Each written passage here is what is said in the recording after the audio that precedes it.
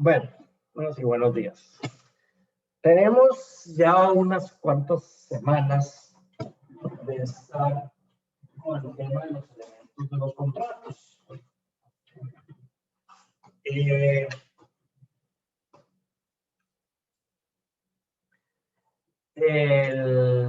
Hemos venido viendo todas las clases anteriores en parte de los elementos generales de los contratos. Vimos a fondo qué era la capacidad jurídica, vimos la causa, vimos el objeto, finalmente vimos la voluntad, los vicios de la voluntad y todos los demás elementos generales que se vuelven como los elementos esenciales del contrato.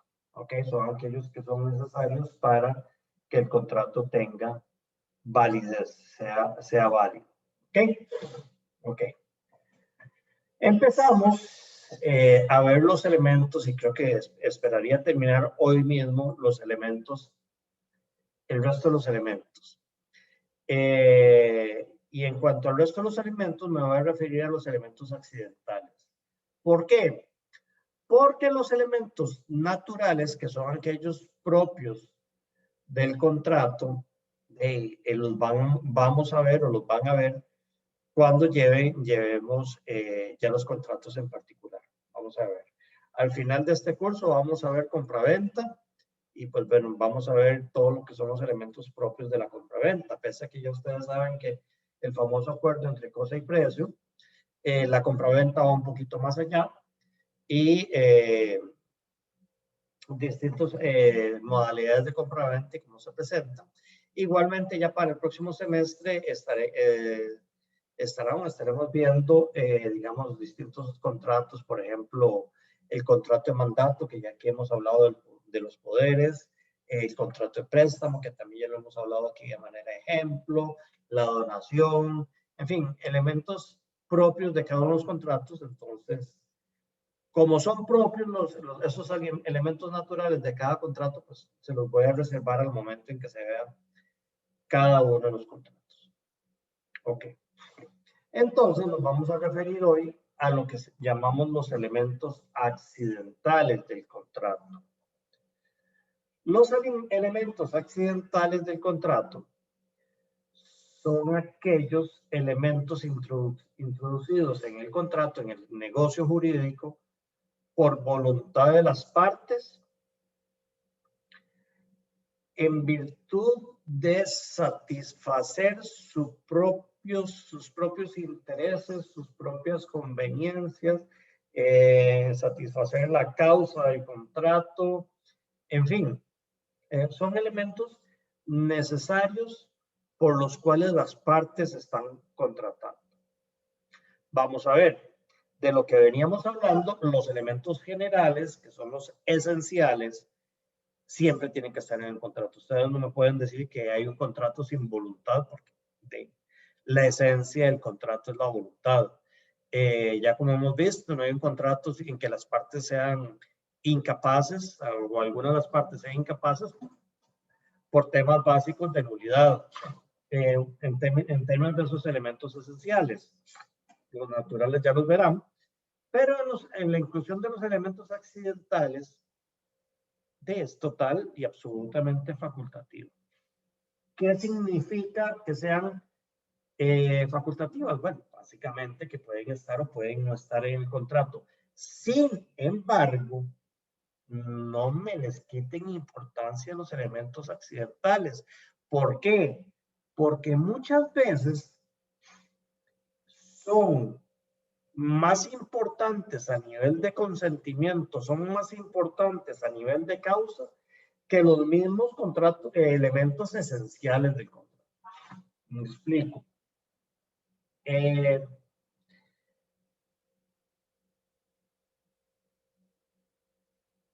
Si yo quiero comprar, vamos con el tema de comprar.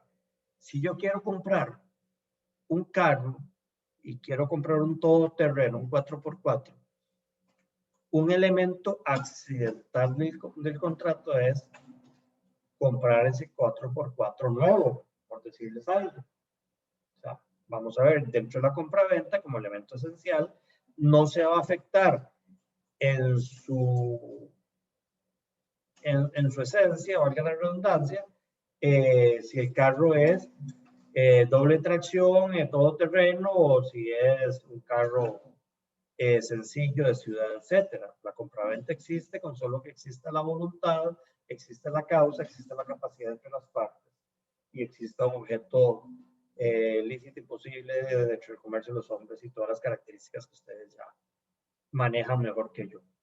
¿Ok? Entonces, la inclusión de los elementos accidentales se vuelve un elemento, un aspecto importantísimo del contrato porque realmente es por lo cual nosotros queremos contratar. La inclusión de las cláusulas accidentales no pueden desnaturalizar el negocio. ¿Ok? ¿A qué me refiero esto? Yo puedo poner en una compraventa una forma de pago a plazos, por ejemplo. Ok, estoy comprando una casa y se las voy a pagar en 4 tractos, un 25% cada 3 meses, para que al final del año tener la casa totalmente pagada. Ok, la forma de pago es un elemento accidental, sin ningún problema. No desnaturaliza la compraventa, es una forma de pago total y absolutamente válida. La exclusión de una cláusula accidental, así como la inclusión, no puede desnaturalizar el negocio jurídico, la exclusión no invalida tampoco el negocio jurídico, pero por su esencia, por la importancia que le da el consentimiento de las partes, sí podría tener una incidencia importantísima en lo que se trata de la validez del negocio. Vamos a ver, si yo estoy comprando ese televisor a pagos, es porque el vendedor me está dando la facilidad para comprar el televisor a pagos. De lo contrario, yo no tengo plata para comprar ese televisor. Entonces, yo, en términos normales, yo no hubiera comprado el televisor. Mi voluntad, si no fuera por ese elemento accidental de tener el televisor a pagos, yo no lo hubiera comprado, simple y sencillo. Ok. Entonces, esta inclusión de ese elemento accidental se vuelve un tema importante para la existencia del negocio jurídico. ¿Por qué? Porque va directamente relacionado a la voluntad, al consentimiento, a la razón por la cual yo quiero contratar, que en ese sentido estamos hablando de causa. ¿Ok? Entonces, estos elementos accidentales son totalmente subjetivos, sin embargo, son totalmente, no quisiera utilizar la palabra esencial, pero sí se vuelven requisitos sine qua non de ese negocio jurídico en particular. ¿Ok? Entonces, vamos a ver, son aquellos elementos que las partes le incorporan al contrato de forma facultativa, en el cual establecen los términos, las condiciones y los modos mediante el cual se va a manifestar el contrato. ¿Okay? No estamos hablando de un tema de perfeccionamiento, estamos hablando de un tema de validez del contrato. ¿Ok? Bueno, ¿cuáles son estos elementos accidentales? Que son los que nos vamos a abocar en la clase de hoy a verlos. Tenemos unos elementos accidentales que son los típicos, los elementos accidentales clásicos que las partes pueden incorporar a los contratos. Los primeros son las condiciones que pueden ser suspensivas o resolutorias. Están los términos, que pueden ser iniciales o finales, que también iniciales o finales, estamos hablando del mismo término suspensivo o resolutorio. Y están las estipulaciones modales, que eso lo vamos ya a ver.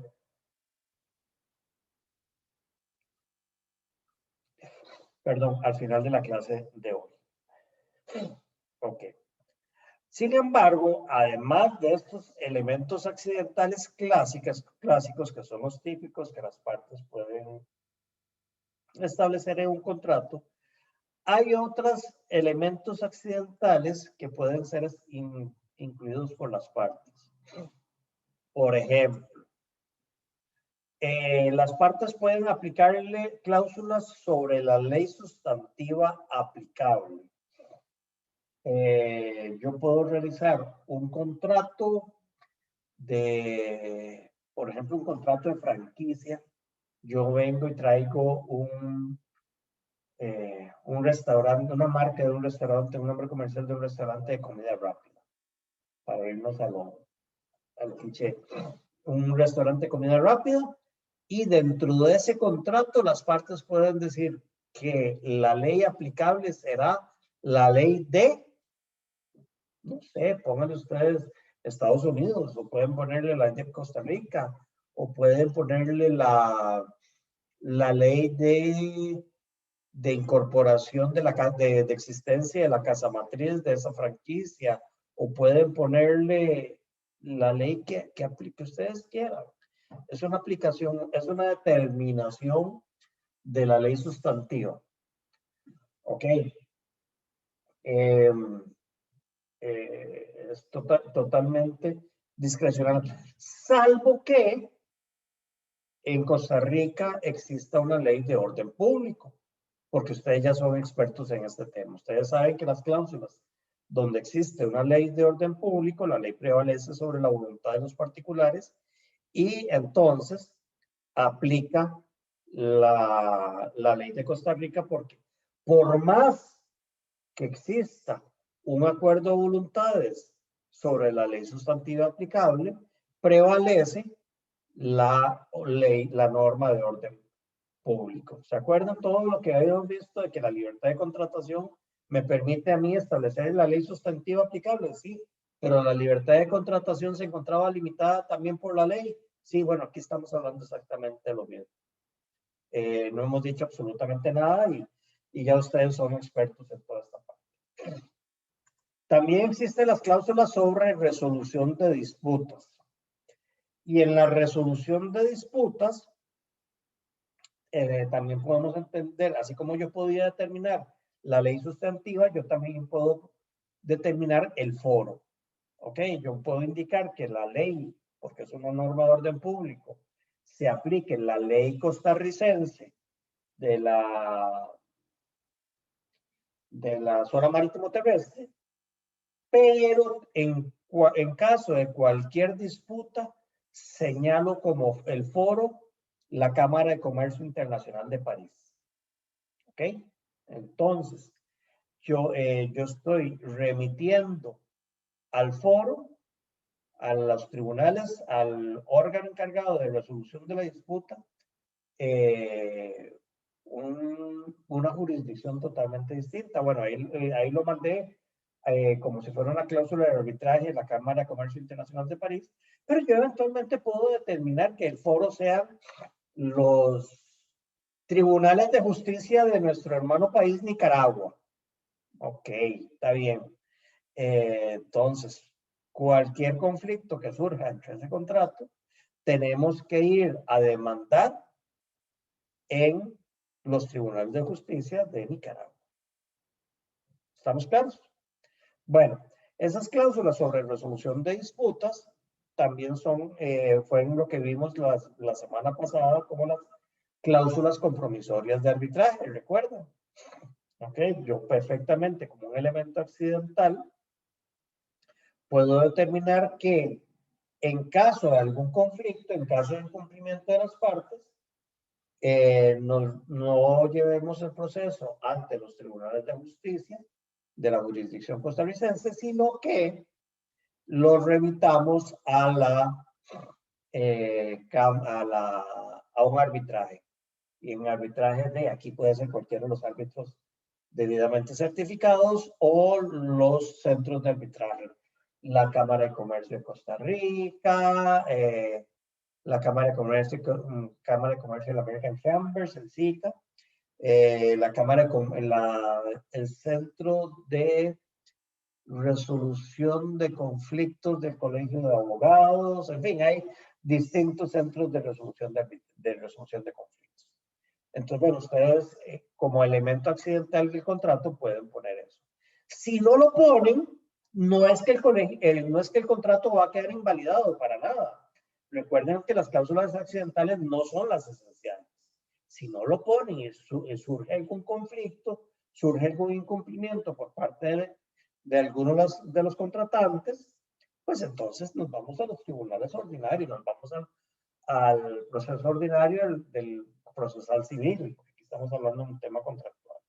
Y si ya hemos hablado un poquito más de patología contractual, patología negocial, que pueda venir a implicar una estafa, pues nos vamos a la justicia penal, al Ministerio Público, etcétera. Pero bueno, en ese tema de resolución de disputas, es una cláusula totalmente accidental que las partes se imponen.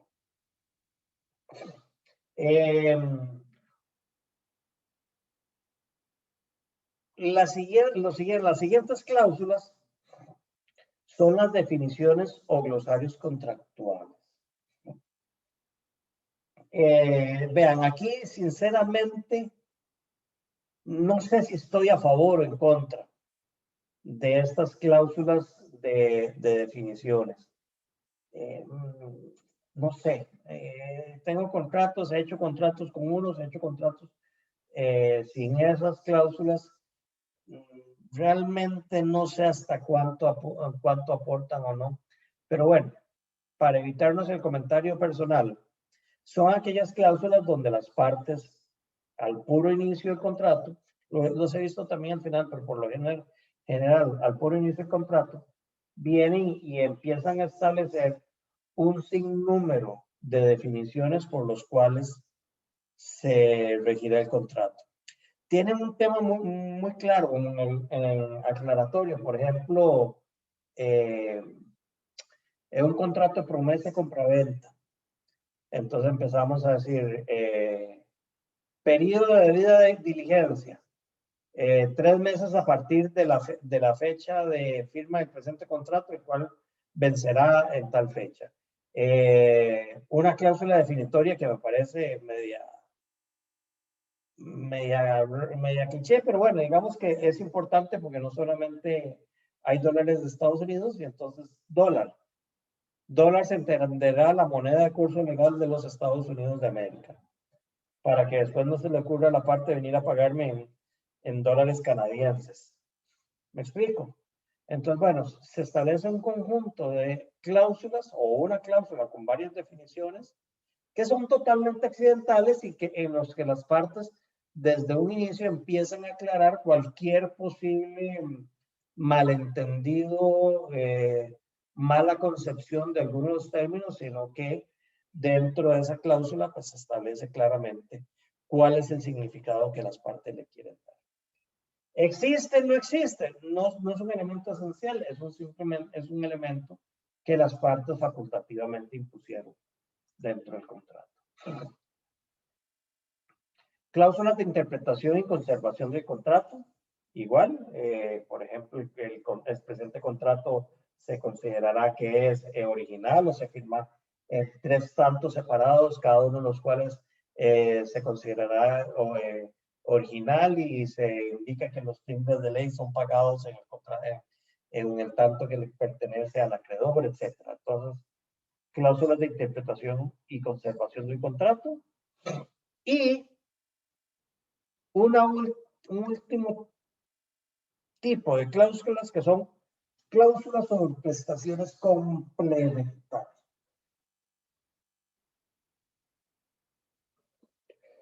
Ustedes saben que el contrato, como fuente de obligaciones, genera una prestación para las partes. ¿Ok? Una prestación de dar, hacer o no hacer. Entonces, dentro de ese contrato, yo puedo poner tantas prestaciones y tantas condiciones y tantos términos y tantas modalidades y tantas obligaciones como la voluntad de las partes quieran. ¿Ok? Sin que ello afecte la naturaleza del contrato. Entonces, les venía diciendo que la inclusión de una cláusula, perdón, de un elemento accidental no puede desnaturalizar el contrato. Por ejemplo, si yo le hago un contrato de compraventa a una persona, estamos hablando que, como ustedes saben, el contrato de compraventa es perfecto desde que existe acuerdo entre cosa y precio. Sin embargo, yo no puedo venir a establecer un elemento accidental en el que yo diga que le vendo mi casa en la suma de 20 millones de colones, acuerdo entre cosa y precio, hay casa y hay precio. Sin embargo, las partes acuerdan que el comprador no estará en la obligación de pagar el precio de compra al vendedor. ¿Ah? Bueno, eso de acuerdo entre las partes, ¿ves? ¿Sí? Te lo estoy vendiendo, pero no me pagues el precio. ¿Cómo? Entonces, eso es una donación, no es una compraventa. Es decir, usted está desnaturalizando el contrato. O, por ejemplo, para poner un poquito de ejemplo, un poquito más real, ustedes saben que los contratos de arrendamiento pagan impuesto al valor agregado. Entonces, ¿cómo hacemos para no pagar impuesto al valor agregado? Bueno, hagamos un contrato de préstamo. Un contrato de préstamo en el que yo le presto mi casa gratuitamente. Un contrato de comodato. Que le presto mi casa. Ok. Y en un contrato aparte o en una cláusula accesoria le pongo, bueno, el préstamo de la casa es gratuito. Sin embargo, por el uso de los bienes internos de la casa y para el mantenimiento, el prestatario deberá pagarme la suma de $500 mensuales. Es un contrato de uso. No. Aquí lo que estamos haciendo es, con elementos accidentales, desnaturalizando un contrato de arrendamiento. Entonces, todos los elementos accidentales, las partes los pueden incorporar bajo esas cláusulas o bajo las cláusulas que la libertad de contratación les permita, siempre y cuando no desnaturalice el contrato como tal. ¿Estamos claros? Ok. Vamos a hablar un poquito de los elementos accidentales, los clásicos. Los clásicos, que habíamos dicho que eran condiciones, términos y estipulaciones modales. ¿Estamos claros? Ok. ¿Qué es un término? Aquí estoy haciendo una recapitulación de todo lo que ustedes vieron en derecho privado y en obligaciones. Pero es importante que a nivel contractual pues queden debidamente claros estos aspectos. Cualquiera de ustedes me dice, profe, ya eso lo hemos visto desde Víctor Pérez, ¿verdad? Entonces, y les tendré que decir que sí, tienen razón. Y aquí todo el famoso falsea y el cuadrinomio fundamental de la fenomenología jurídica y todo eso que ustedes se saben mejor que yo, sí, yo sé que ya ustedes lo vieron, pero bueno, nunca está de más verlo desde el punto de vista contractual. Ok. Término. A ver, antes de darles la definición, defínanme ustedes aquella frase cliché de ¿qué es un término? ¿Recuerdan?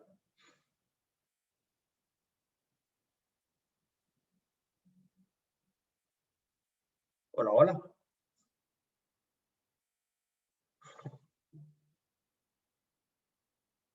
A ver, una valiente que se acuerde que es un término, desempolven el cassette, el disco.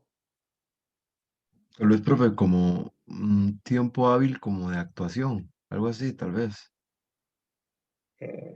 Bueno, más o menos.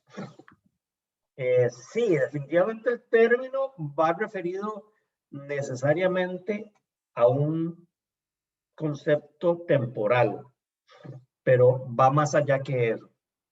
El término es el hecho futuro y cierto cuyo cumplimiento o cuyo transcurso se hace depender el inicio o la extinción de los efectos jurídicos del contrato.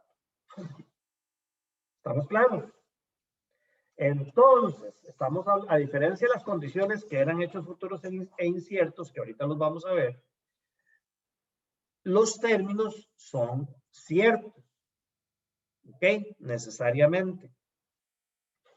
Los términos es un hecho futuro y cierto de cuyo transcurso o cuya realización se hace depender del inicio o la extinción de ciertos efectos jurídicos contractuales. Si yo les digo, vamos a ver, el ejemplo de la compraventa que les acabo de poner. La compraventa a plazos es una compraventa sujeta a término. ¿Ok? ¿Por qué? Porque el contrato de compraventa es perfecto desde que existe acuerdo entre cosa y precio. Como un elemento accidental, ¿cómo voy a pagar el precio? Bueno, lo voy a pagar en 4 pagos trimestrales de un 25% cada uno sobre el precio. Bueno, es un término, ¿por qué? Porque yo sé que hoy estamos 4 de junio y no sabemos que se venga el fin del mundo, pero necesariamente va a venir un 4 de septiembre y va a haber un 4 de diciembre y va a haber un 4 de marzo y va a haber un 4 de junio del 2022. Son hechos futuros y ciertos que necesariamente se van a presentar. ¿Por qué? Porque sabemos que el tiempo no se detiene. El tiempo no se detiene. Si ya llegamos al fin del mundo, pues ya ahí no hay tiempo ni siquiera. Pero el tiempo no se va a detener, va a ser un hecho futuro y cierto. Necesariamente se va a presentar. ¿Estamos claros? Entonces, los términos determinan la fecha de exigibilidad de la obligación. Es decir, el cumplimiento del plazo, el cumplimiento del término, establece el punto de partida de los efectos obligacionales, de los efectos contractuales, o incluso el punto de partida de la prescripción negativa. ¿Ok? Acuérdense que la letra de cambio, o como ejemplo, una letra de cambio, prescribe los 4 años a partir de su vencimiento. Entonces, en un pagaré, en una letra de cambio, en un contrato que sea, si yo le pongo que el deudor va a pagar el día 15 de diciembre del 2021, ese 15 de diciembre del 2021 es el término. ¿Ok? A partir de ese momento, el acreedor tiene derecho de cobrarle al deudor y tiene 4 años para cobrarle al deudor. En el caso de una letra de cambio, en el caso de una obligación civil puede ser hasta 10. ¿Ok? Entonces, a partir del cumplimiento del término, empieza a correr la prescripción negativa. ¿Estamos? Ok. ¿Cuáles son los tipos de términos que existen? Ok. Tenemos términos iniciales o suspensivos. Los términos iniciales o suspensivos son aquellos en los cuales el contrato queda suspendido hasta que se cumple el término, o que los efectos del contrato van a iniciar hasta que se cumple el término. Utilicen el término que ustedes utilicen, eso es un simple juego de palabras. Ok, el cumplimiento del término es el que determina el inicio de los efectos del contrato, término inicial. Ok, de los efectos del contrato. Pero también tenemos el término suspensivo, que dice exactamente lo mismo, es decir, que el contrato se realiza, existe, pero que sus efectos quedan suspendidos hasta el cumplimiento del término. Estamos hablando de lo mismo. Ok, esos son los términos iniciales suspensivos. Y también tenemos los términos finales o extintivos. Ok, son aquellos que hacen terminar, que fenecen las obligaciones contractuales, extinguen las obligaciones contractuales. Ok, entonces yo les voy a pagar a ustedes la suma de 20,000 colones por clase hasta el final del curso. Ok, cuando se presenta el final del curso, el día que no sé, creo que es en agosto, no recuerdo ahora la fecha, pero bueno, para efectos de realizar el contrato tenemos que saber la fecha, pero bueno, el día de finalización del curso, a partir de ahí, deja de tener efectos el contrato. Es decir, en ese momento se extinguieron los efectos contractuales. Muy rápido porque al final yo sé que ustedes ya lo que están haciendo es desempolvando los recuerdos que vieron ustedes en privado de una obligación. Ok, ejemplo típico de un contrato sujeto a término. Un contrato de seguros, un contrato de seguro de vida, por ejemplo. Ok, en el contrato de seguro de vida es una pregunta muy interesante. ¿Por qué? Porque ustedes, ¿qué dirían? ¿La muerte es un término o es una condición? Bueno, si quieren se las pongo más adelantito. Se las pongo más adelante cuando ya veamos las condiciones y empezamos con esta pregunta. Ok, pero volviendo al contrato de seguros. Un contrato de gastos médicos. Resulta que normalmente cuando uno suscribe un contrato de gastos médicos, la compañía aseguradora da un periodo de 6 meses después de suscribir el contrato, mediante el cual o durante el cual esa compañía de seguros no va a cubrir ninguna enfermedad que tenga el paciente. ¿Por qué? Porque si no sería una forma muy fácil de defraudar a la compañía de seguros, donde yo me doy cuenta que tengo un problema gastrointestinal, que tengo que operarme y la verdad es que entonces voy a suscribir un contrato de seguros para no tener que pagar yo esa operación. Entonces suscribo el contrato de seguros y a la semana de haberlo suscrito me opero. Pero entonces, claro, por supuesto que hay un fraude. Entonces, ¿qué es lo que hacen muchos seguros de esto? Dice, bueno, ok, perfecto. Usted está firmando un contrato de servicios de seguros de gastos médicos. Ok. Si usted tiene un accidente, porque es un hecho totalmente al azar, totalmente fortuito, yo lo cubro a partir de mañana. Es decir, si usted tiene un accidente, se va a la clínica y yo le cubro eso. Pero las enfermedades, vamos a dejar un término de 6 meses. Es decir, el contrato se realiza, pero empieza a tener efectos para cubrir las enfermedades hasta dentro de 6 meses. Hasta dentro de que la compañía de seguros diga, bueno, sí, ya pasó 6 meses, por lo menos en estos 6 meses ha estado sano, no se ve que tenga una enfermedad así como que ya haya que operarlo de emergencia, entonces ya empiezo a cubrir sus enfermedades. Entonces lo que hace, lo que hacen las empresas aseguradoras es decir, ok, dejemos el contrato en latencia, dejémoslo suspensivo hasta un plazo, hasta un hecho futuro y cierto, es decir, hasta dentro de 6 meses. Hasta el 4 de enero del, 4 de enero de, perdón, sería 4 de diciembre o 4 de enero. Hasta el 4 de diciembre del 2021 dejamos latente el contrato. ¿Me explico? Entonces, eso es un ejemplo de cómo se hacen los contratos a término. Los términos pueden ser términos legales, términos judiciales o términos obviamente consensuales. Ok, por ejemplo, en términos legales, como ley de orden público, la Ley General de Arrendamientos Urbanos y Suburbanos establece que el plazo mínimo de los arrendamientos de casas de habitación es de 3 años.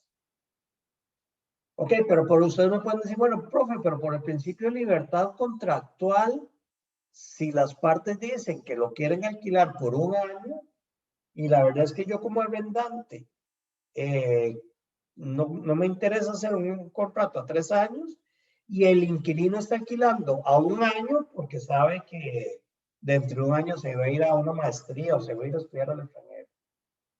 Ok. O a 2 años, porque ya en 2 años está graduado de la Facultad de Derecho y entonces ya no va a seguir utilizando ese apartamento, esa casa. Ok, si ambas partes están de acuerdo, perfecto, pero recuerden nuevamente, echen el cassette para atrás y dicen, no, mire, es que la libertad contractual está limitada por la ley. Y en ese sentido, la Ley General de Administración, perdón, la Ley General de Arrendamientos Urbanos y Suburbanos es de orden público y sustituye la voluntad de los particulares, estableciendo obligatoriamente que el término mínimo, el plazo mínimo de contratación en un contrato de arrendamientos es de 3 años. Ok, entonces es un término legal establecido obligatoriamente, indiferentemente de la voluntad de las partes. Por ejemplo, en el contrato de fideicomiso, cuando el fideicomisario es una persona jurídica, el contrato de fideicomiso establece una vigencia máxima de 30 años. Pero es que mire, por la naturaleza del contrato, tiene que ser una duración mayor o porque yo quiero que sea... No. La ley establece que los contratos de fideicomiso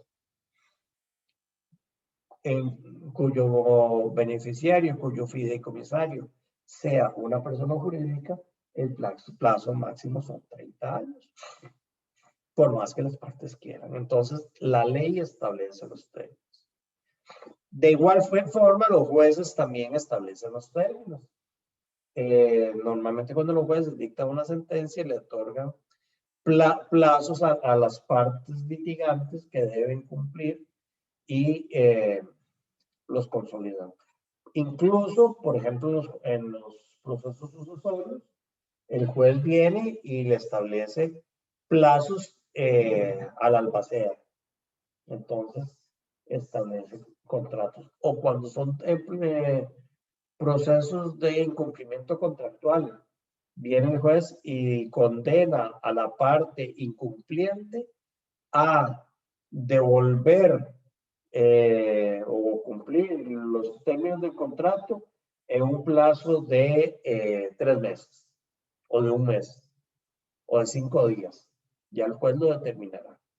Entonces son términos que afectan la ejecución del contrato establecido por vía judicial y pues obviamente los consensuales que son establecidos por las partes.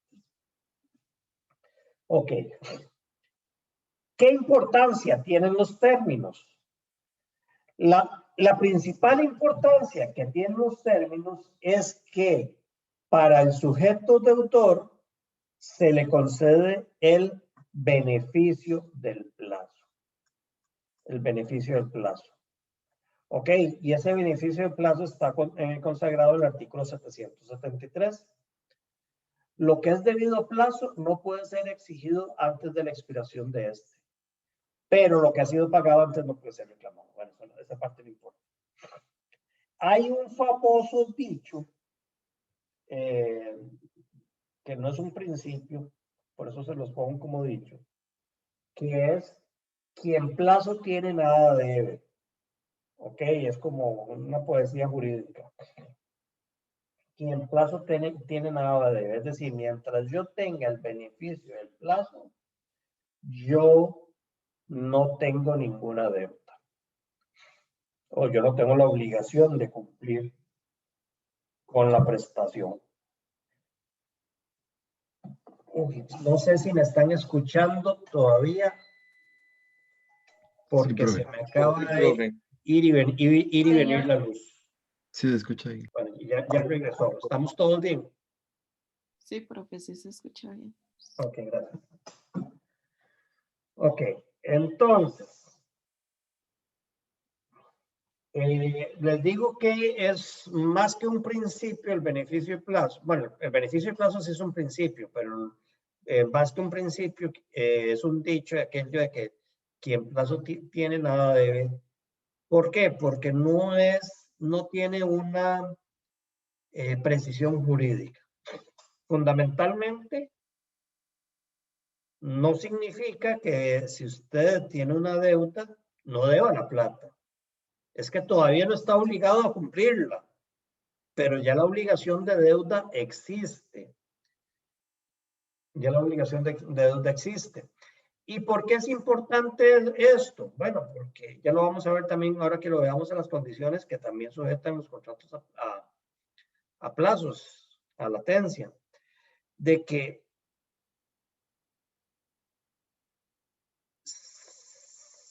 es cierto que yo no estoy en obligación de cumplir, pero la deuda existe. Si yo realizo negocios jurídicos o actos que van a deteriorar mi patrimonio o no realizo los actos necesarios para recuperar mi patrimonio, por ejemplo, yo no cobro las deudas o cojo todos los activos y los empiezo a vender, cuando se presente el plazo, básicamente ya el patrimonio no tiene con qué responderle frente al acreedor. Entonces, aunque el deudor tenga el beneficio del plazo, no significa que no tenga la deuda. Tiene la obligación de pagar. En un plazo sí, pero tiene la obligación de pagar. Y en ese sentido, pues el acreedor que se da cuenta que el deudor está malbaratando su patrimonio, perfectamente podría ejercer una acción pauliana o ejercer una acción oblicua, que ya las habíamos visto aquí y que incluso ya las habían visto ustedes también en obligaciones. ¿Ok? Ese beneficio del plazo que establece un contrato a término también puede ser modificado por la ley. Vean que el término es un término consensual en los que las partes sujetan la ejecución del contrato a un hecho futuro y cierto. Sin embargo, la ley puede modificar ese contrato a término con la pérdida del beneficio del plazo. ¿Ok? Y esa pérdida del beneficio del plazo la tenemos contemplada en el artículo 777. Dice: el deudor no puede reclamar el beneficio del plazo a menos de que garantice el pago de la deuda. ¿Ok? ¿Cuándo? Si se declara insolvente. Ah, mire, que es que la deuda todavía no es exigible. Sí, pues usted está insolvente. Si yo espero a que la deuda sea exigible, ya el resto de los acreedores se llevaron mi plata. Cuando se han disminuido las seguridades que había dado el acreedor en el contrato, o no ha dado a las que por convenio, por ley, está obligado a dar. O sea, no hay garantías y se disminuyeron o se deterioraron. Cuando la deuda está a plazos y deja de pagar cualquiera de ellos. ¿ok? Se ha dado por vencido anticipadamente con el incumplimiento de uno de esos plazos. Recuerden el contrato de hipoteca que vimos en el examen. Ustedes vieron en el examen que básicamente la hipoteca entraba a funcionar si el deudor omitía el pago de cualquiera de los tractos debidamente prometidos. Cuando quiera ausentarse de la República sin dejar activos suficientes para responder por sus deudas. Cuando no atendiera debidamente la conservación de la finca hipotecada. Y bueno, si la deuda que se venciera antes del plazo por verificarse algunos casos fijados no venga intereses, será el descuento de ellos al tipo legal. Ok, básicamente esas son las causas donde la ley cambia la voluntad de las partes y dice, bueno, aunque las partes acordaron sujetar la obligación a un término, yo le doy la facultad al acreedor para que pueda dar por vencido anticipadamente la obligación, donde el deudor pierde el beneficio del plazo y se puede ejecutar inmediatamente los términos del contrato. Ok, recuerden que el término lo que hace es suspender los términos del contrato. Ok.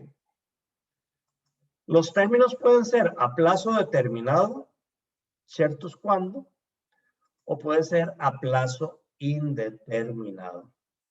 Ok, ¿a qué me refiero? Por ejemplo, un usufructo vitalicio. El usufructo vitalicio es un término.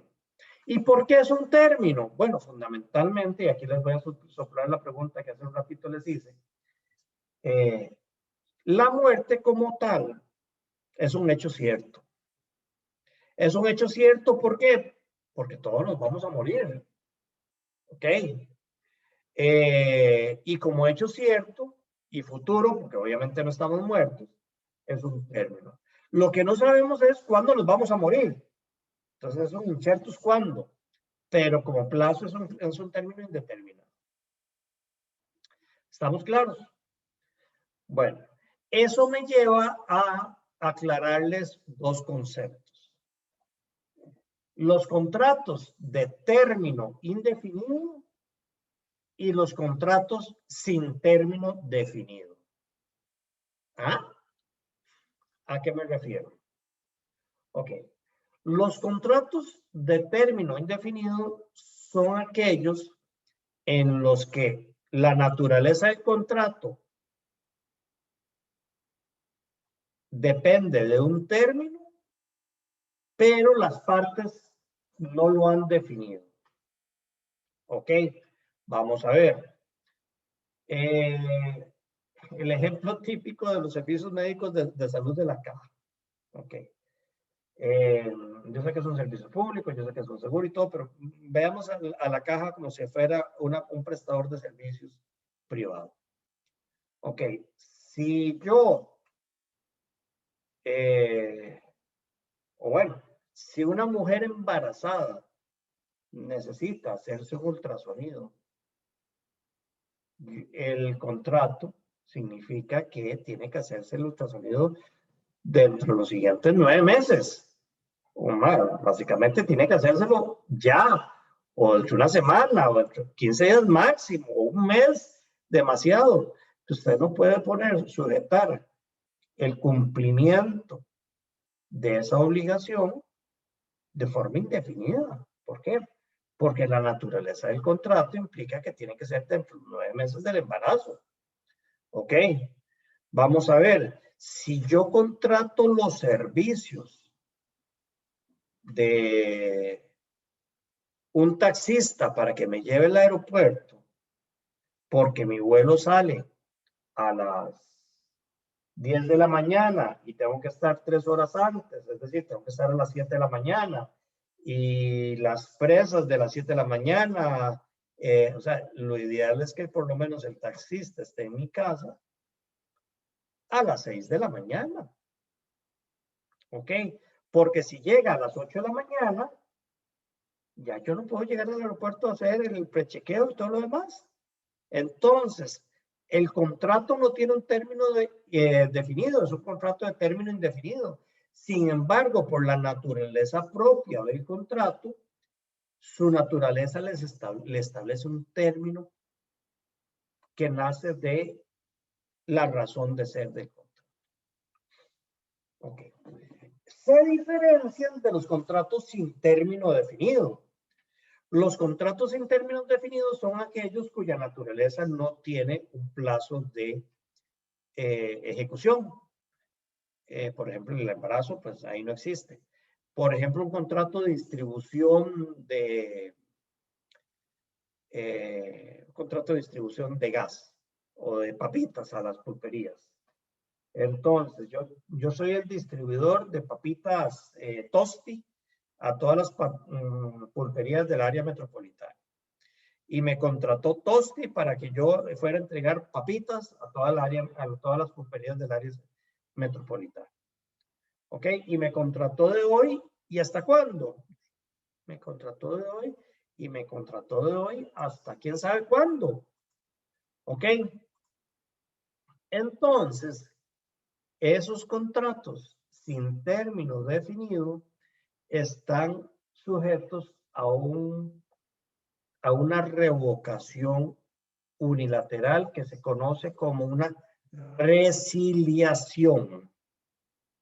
Ok, ¿qué es ese término rocambolesco? La resiliación es la terminación unilateral de un contrato mediante el cual la parte que desea terminar el mismo debe darle un preaviso, es decir, debe darle una notificación a su contraparte de su interés de terminar el contrato. ¿Con cuánto tiempo de anticipación? ¿Con cuánto tiempo de preaviso? Es totalmente discrecional, pero sí tiene que ser racional. Fundamentalmente, la doctrina ha concebido el término resiliación como un negocio jurídico independiente del negocio principal. Ok, mi criterio es que se vuelve un negocio jurídico accesorio del contrato principal, pero sí es un negocio jurídico. Es un negocio jurídico en los que las partes acuerdan dar por finalizado un contrato principal. Llámenlo accesorio, llámenlo principal. Al final es simplemente la notificación de un aviso de terminación de una de las partes y la aceptación de la otra parte a la terminación del contrato. Pónganle las flores que ustedes quieran. Es un negocio jurídico que viene a afectar un contrato sin término definido. ¿Ok? Ejemplo típico, un contrato laboral. Yo contrato a un trabajador y salvo que sean los contratos a plazo fijo que establece el artículo, se me va la memoria, 27 o 31 del Código de Trabajo, no recuerdo bien, por ahí anda. Acuérdense, 100 artículos más, 100 artículos menos, ese es el tema cuando uno cita artículos en clase. Por ahí anda, no recuerdo ahora el número exacto. Pero bueno, los contratos a plazo fijo en la relación laboral son aquellos en los que la esencia de la relación laboral es naturalmente temporal. Por ejemplo, yo contrato un trabajador para la cosecha de café, yo contrato un trabajador para la zafra de la caña y nada más para eso lo contrato. Ok, no es un trabajador que está permanentemente trabajando. Ok, su naturaleza es esencialmente a plazo. Pero en términos generales, cuando uno contrata a un trabajador, lo hace a tiempo indefinido. Ok, yo lo contrato hoy y hasta que yo no lo despida o que usted no renuncie, en ese momento la relación laboral va a continuar. Es un contrato sin término definido. ¿Estamos? Ok. ¿Cómo se computan los plazos en los contratos de términos? Artículo 881. En las prescripciones, en los términos dados por meses y por años, se cuentan de fecha a fecha. ¿Ok? Según calendario gregoriano, dice el artículo 881. Si fueran días, el día en que principia se cuenta siempre el día entero, aunque no lo sea. Pero aquel en que termina debe ser completo. Ok. Y eso implica que si es en días, ¿son hábiles o son naturales? Depende. Y entonces, depende de la habilidad de ustedes y de la precisión en los detalles que ustedes tengan al redactar el contrato, que se fijen en estos detallitos. ¿Por qué? Porque ustedes en el contrato, cuando sujetan la obligación a días, tienen que ser claros si están hablando de días hábiles o de días naturales. Por regla general, los días hábiles son de lunes a viernes y los días naturales son los 7 días de la semana. Entonces, ustedes dicen que las partes tienen, o el comprador tiene 30 días para hacer la debida diligencia, es decir, para hacer los estudios de registro y determinar si la finca le sirve de acuerdo a la intención que usted tiene para contratar, esos 30 días que son un mes, no sé, que se ponga un mes, para que vaya de fecha a fecha, según lo dice el artículo 81. Entonces, si le dan 30 días, póngale 30 días hábiles. ¿Por qué? Porque básicamente los estudios de registro y todo se hacen en días hábiles. Entonces, póngale días hábiles. Entonces, es importante que cuando ustedes redacten el contrato, estén muy claros en si se trata de días hábiles o naturales.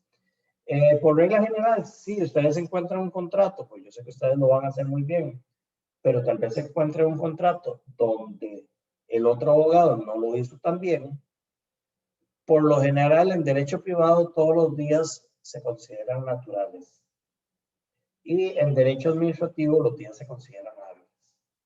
Pero bueno, eso es, digamos, como comentario al margen, pero sí es importante para efectos de interpretación del contrato, como hemos visto, cláusulas de interpretación hace un rato, para efectos de interpretación del contrato, que en esa aparte de definiciones diga días se considerarán como días hábiles, es decir, se computarán los plazos de lunes a viernes.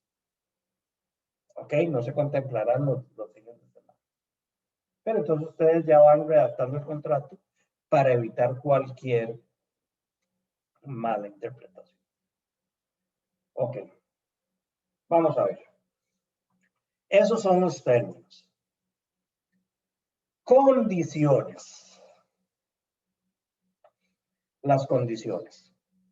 Ojo, aquí hay un tema que ustedes tienen que tener mucho cuidado, porque se vuelve confuso para los clientes de ustedes, para las personas que no necesariamente son abogados. ¿Qué es una condición en sentido general y qué son las condiciones en sentido específico? Más bien, ¿cuáles son las condiciones en sentido general y cuál es la condición en sentido específico? Ok, ¿cuáles son las condiciones del contrato? Muchas de las personas entienden por condiciones lo que vamos a ver no sé si al final de la clase de hoy, ya veo que se me está yendo el tiempo, pero bueno, que vamos a ver posteriormente, que se refieren a las modalidades del contrato, a distintas modalidades del contrato. Ok, la condición en sentido específico viene más relacionada a lo que venimos hablando del tema. Por ejemplo, son condiciones el precio, son condiciones la forma de pago, son condiciones el lugar, lo que usualmente la gente entiende como condiciones. Pero condición, en términos claros, es aquel hecho futuro e incierto del cual dependen los efectos del contrato.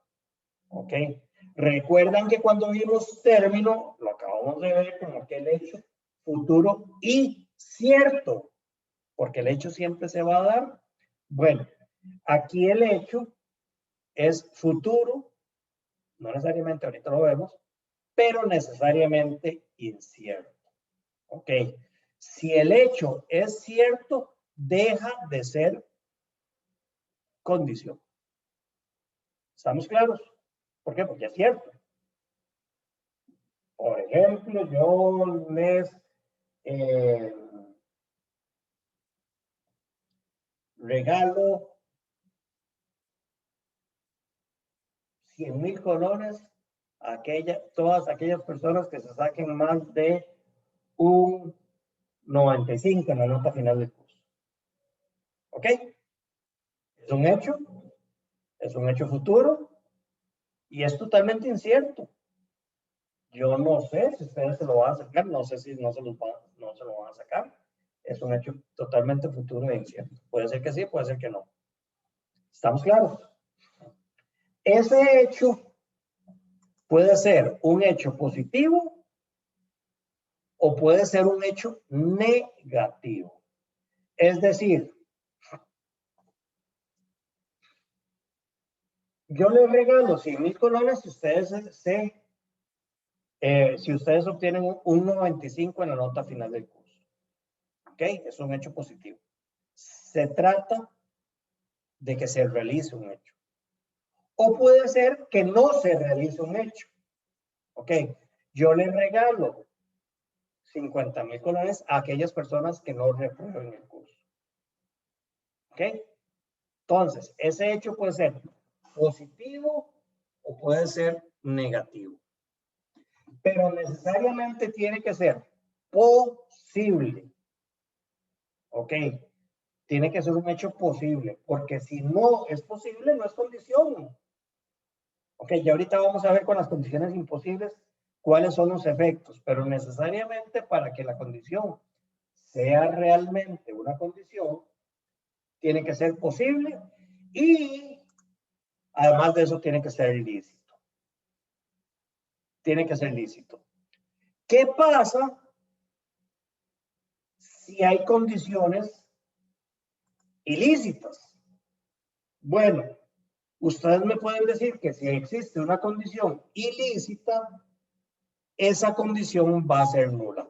Ojo, si existe una condición ilícita o imposible, lo imposible o lo ilícito o la ilicitud de la condición anula la condición, no anula el contrato. ¿Estamos claros? Salvo que sea esencial del contrato, obviamente que sí, pero no anula el contrato. Lo que se anula es la condición.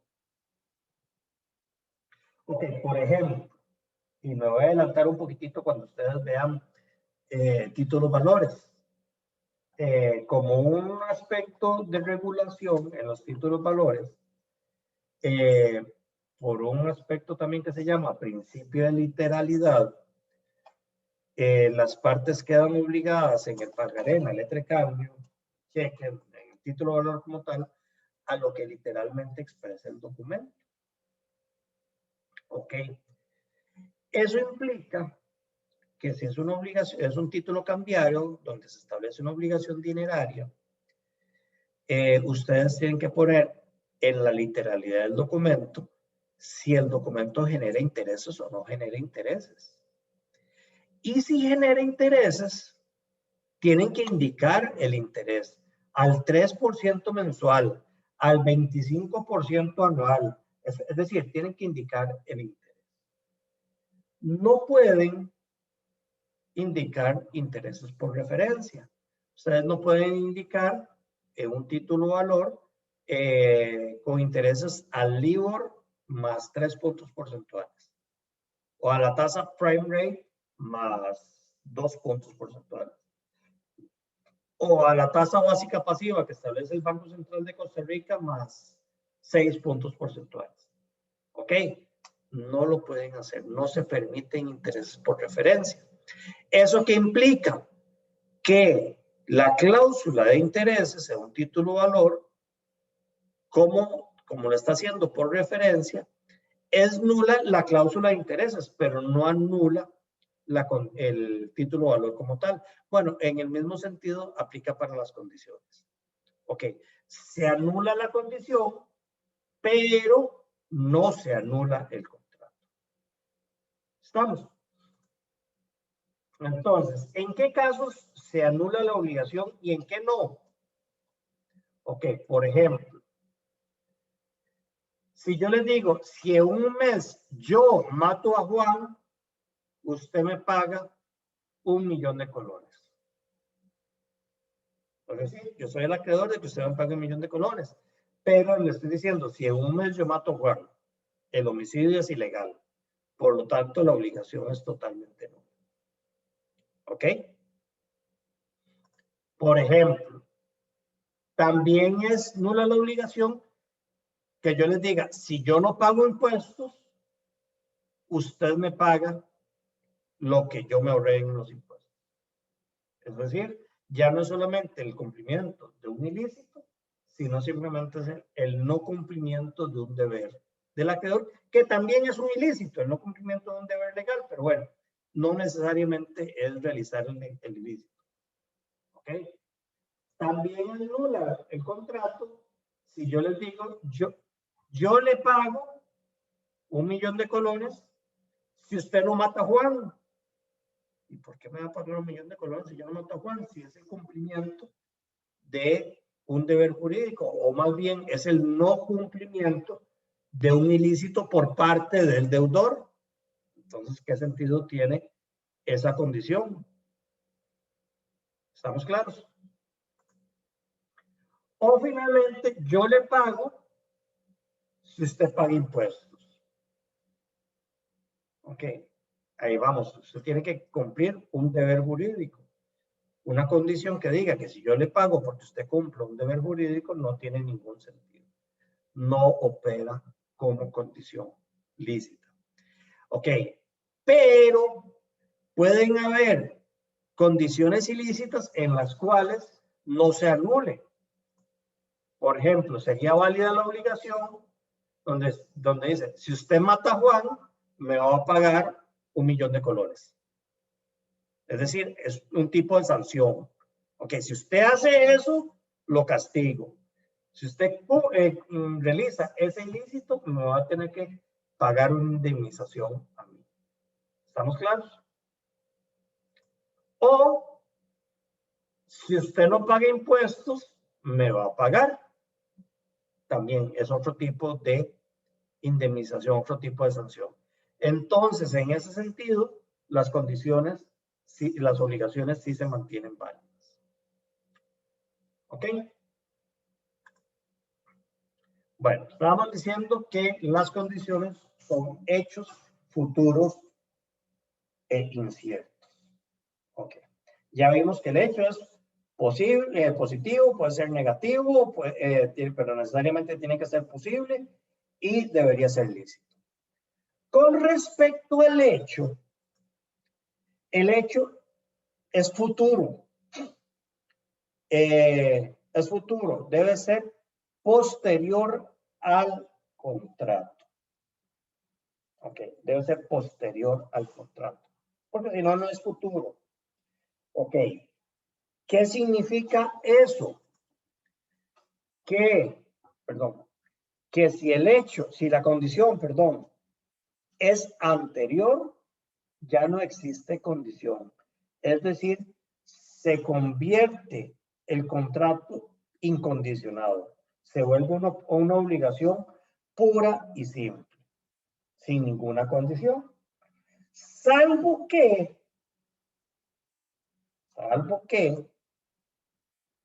el hecho haya sido anterior al contrato, pero desconozcamos la existencia. Ambas partes desconozcamos la existencia de ese hecho.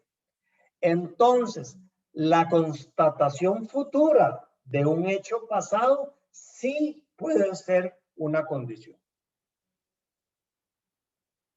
¿Estamos? ¿Hasta el momento alguna duda? Ok. Vamos a ver. El hecho futuro y obviamente tiene que ser incierto. ¿Ok?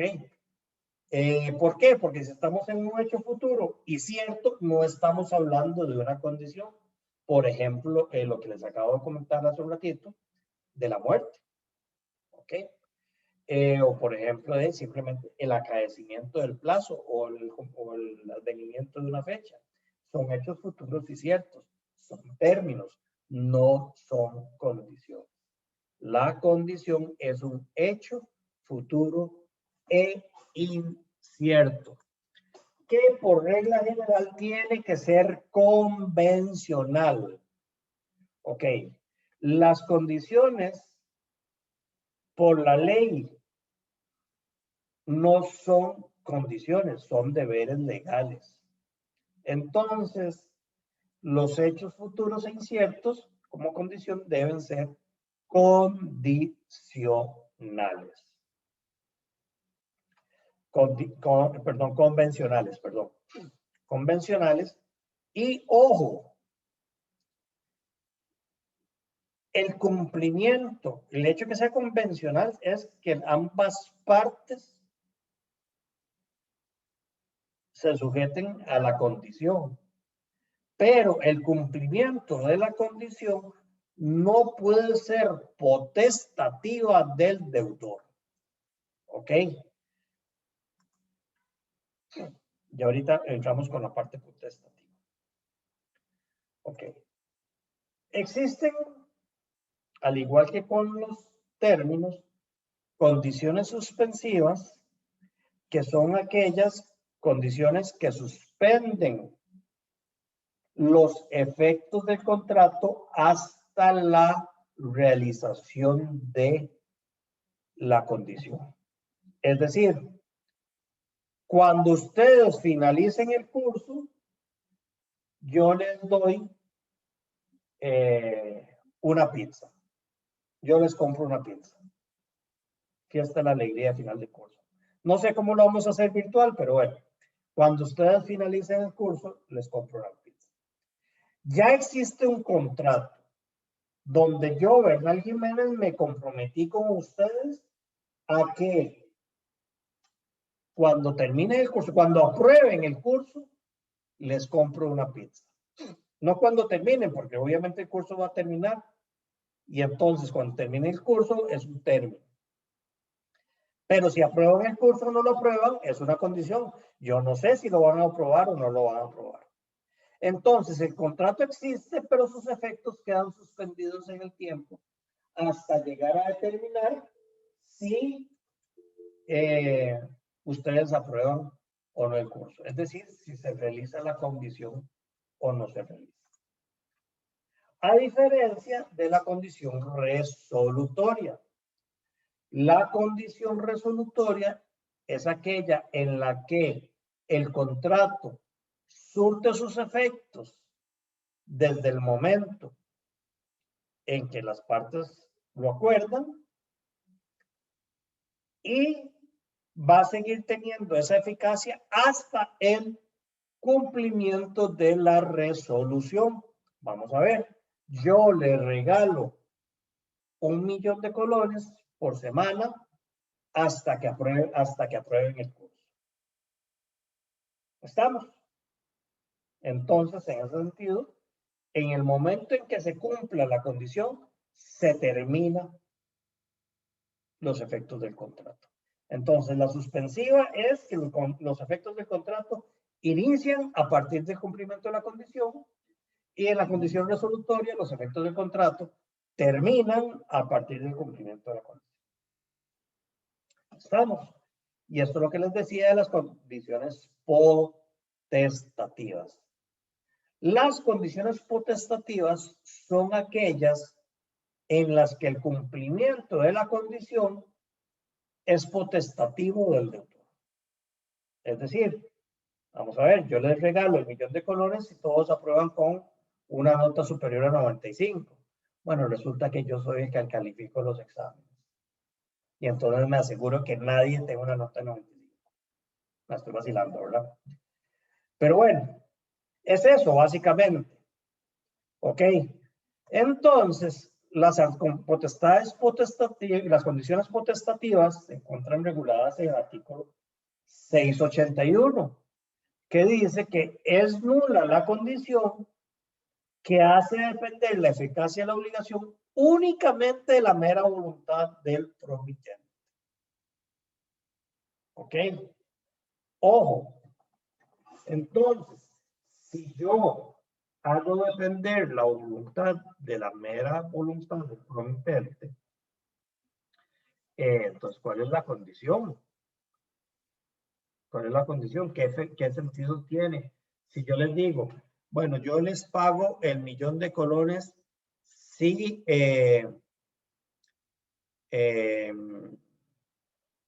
yo les doy en clase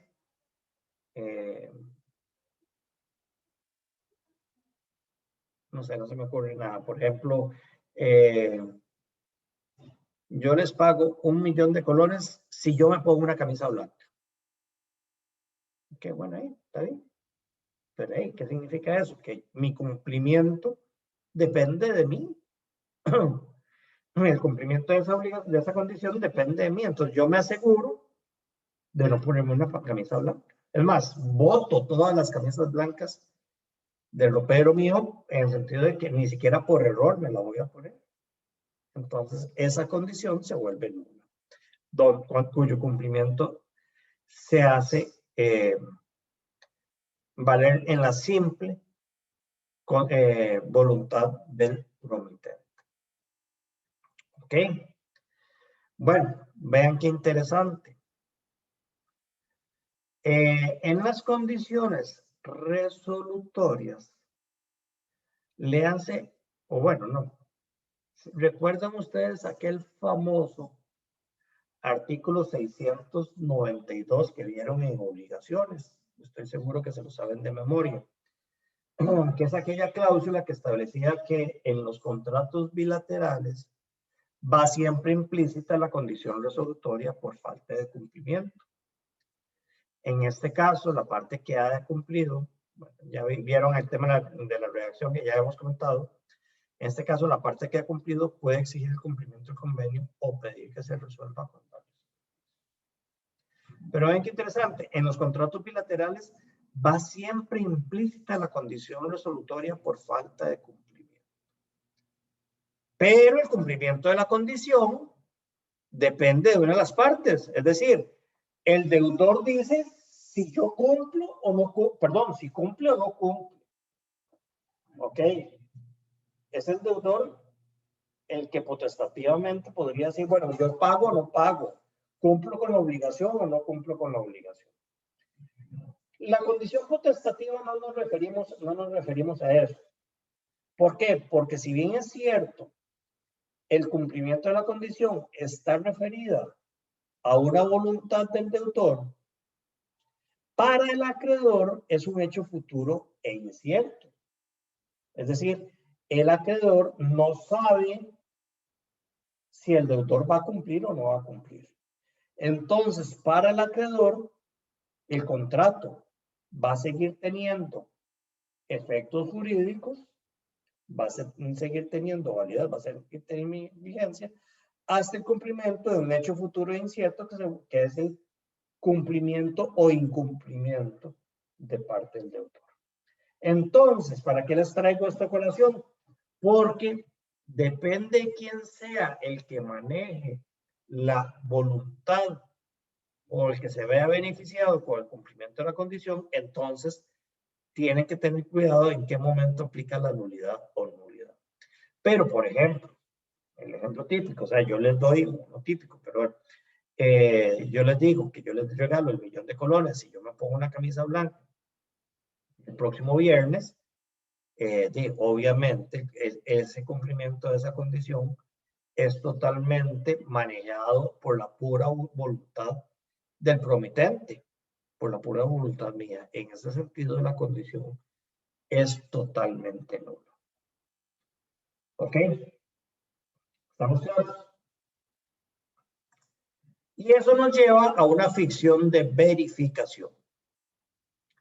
La ficción de verificación es aquella en la que la condición se reputa cumplida cuando el deudor obligado bajo tal condición impide su cumplimiento. Ok, resulta que yo les digo, me comprometo con ustedes a entregarles 1 millón de colones, o más bien yo me comprometo con ustedes a aprobarles a todos el curso con nota superior a 95 si en los siguientes 10 minutos pasa un perro por enfrente de la ventana de mi oficina. ¿Ok? Entonces aquí nos quedamos en los siguientes 10 minutos esperando a ver si hay un perro, si pasa un perro. Pero resulta que yo veo donde viene un señor paseando el perro. Y entonces llego y mato al perro para que no pase por enfrente de mi oficina. O le digo al señor, para no ser tan excesivo, le digo, señor, vea, no me pase el perro hasta dentro de 15 minutos. ¿Ok? En ese sentido, la condición se tiene por cumplida. Si el deudor obligado a tal condición impide su cumplimiento, es el término que se conoce como ficción de verificación. Ok. Entonces, tenemos que existen condiciones suspensivas, resolutorias, potestativas e imposibles. Ok, las condiciones imposibles invalidan la obligación, invalidan el contrato. Artículo 678.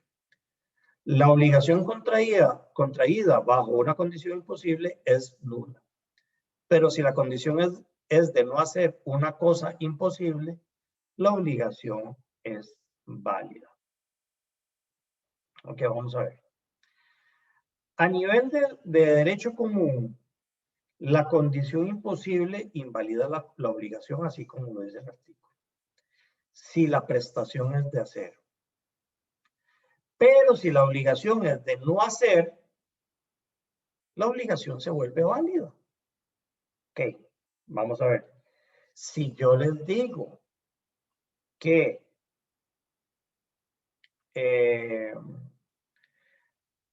la condición es que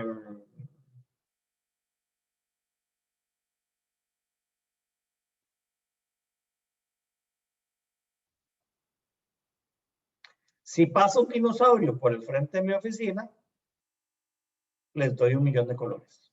¿Sí? Obviamente, por lo menos un dinosaurio real no va a aparecer.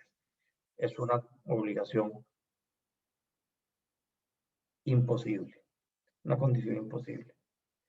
Pero si yo les digo que mientras no pase un dinosaurio, mientras no pase, o si pasa un dinosaurio, yo no voy a dejar a nadie en el curso, la obligación es válida. ¿Por qué? Porque sí es cierto que es un imposible, nunca va a pasar, pero mi compromiso es que se realice. ¿Por qué? Porque básicamente en el momento en que se realiza, en que se acuerda una condición de imposible cumplimiento, ya las partes están aceptando que los términos del contrato se cumplan. Ok, yo no les puedo decir que si hoy no anochece, entonces les voy a dar el 1 millón de colones para seguir con el ejemplo. Ok, porque sabemos que va a anochecer. ¿Estamos claros? Ok, ya son las 9, pero ya casi para terminar. Ya casi para terminar, tenemos. Bueno, esto ya lo vimos. Eficacia de las condiciones. La eficacia de las condiciones se determina por la condición pendiente. Ya vamos a ver. Es una condición futura e incierta. ¿Estamos claros? Pero puede ser que sea la condición existente. Lo que acabamos de hablar puede ser el hecho pasado, pero que tenga pendiente la verificación. Pero lo más importante aquí es la condición fallida. Ok, cuando falla la condición, si la obligación, si la condición es suspensiva, se entiende que el contrato no se va a realizar. Ok, pero si la condición es resolutoria, se consolidan los efectos negociables. Vamos a ver. Ok, si nosotros ponemos como condición algo que no se vaya a dar, por ejemplo, que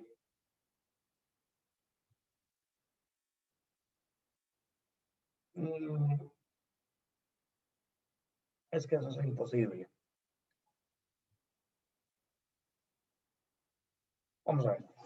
Si en los términos del contrato yo les digo que de aquí a que termine el curso, el presidente Biden va a venir a darles a ustedes una clase, es una condición de imposible realización, básicamente. ¿Por qué? Porque ni tengo acceso a Biden, ni lo conozco, ni mucho menos le va a pedir que venga a darles la clase. Ok, entonces, como la condición va a ser fallida, como no se va a presentar, por lo menos en un término X, como está suspendida, las partes sabemos que no se va a dar y por lo tanto entendemos que el contrato nunca se va a realizar.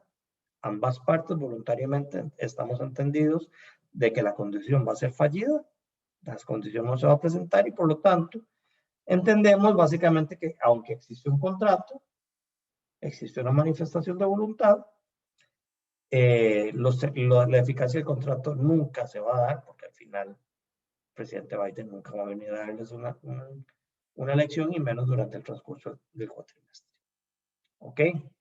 Ahora bien, si yo les digo que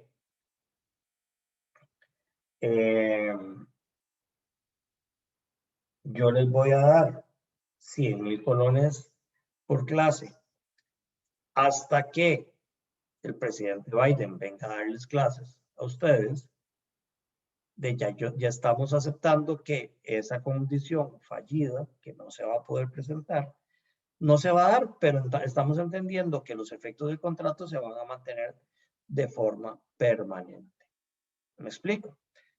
Entonces, si una condición se puede presentar o no se puede presentar, los efectos del contrato van a depender dependiendo del tipo de condición que establezcamos, ya sea si es suspensiva o si es resolutoria.